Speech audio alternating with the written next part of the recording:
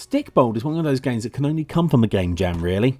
Something that starts as a small idea probably becomes really stressful, and at the end of it, you have a big idea that you're incredibly attached to and want to keep on making. Stikbold was that game for Danish developer GameSwing after making the game during the Nordic Game Jam.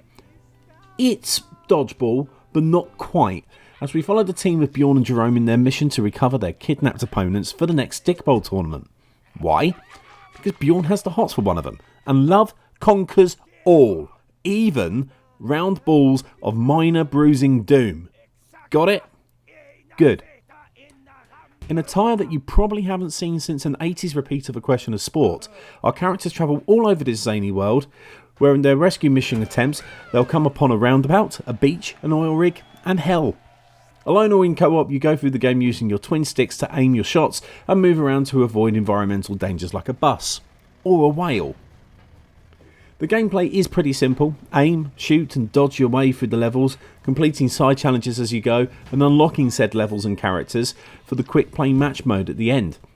Each game is set up as a best of 5 scoring system, and they all have their own unique dangers, such as a beehive or a big old swan that will break your arm. And you also have boss battles, which would involve anything from the bus and the aforementioned whale to Satan himself. It has a lovely charm, aping a bit of the slightly niche community humour that the Vince Vaughn film about Dodgeball evoked about the sport, and the game is incredibly responsive when you're playing it. Its art design is cute without being over the top and cartoonish, and you'll soon find yourself toward the end of the game after a good hour or so, which is where things do get a little too similar and the thrill begins to go away.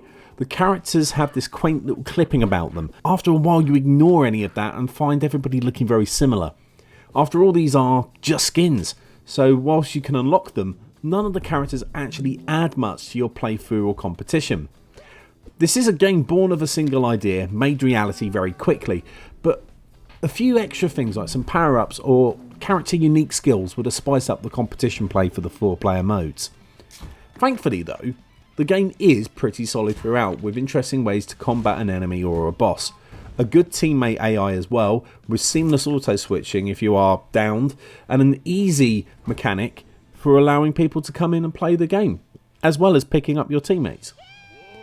Of course, 2016 will see a lot of these local co-op games come to full release, as we've been seeing them for the past year or so in early access or preview, and however successful they are will depend on how easy they are to pick up and play. For all its short shelf life, Stikbold does make it incredibly easy to get in, play and have fun. And plus, who doesn't like Dodgeball?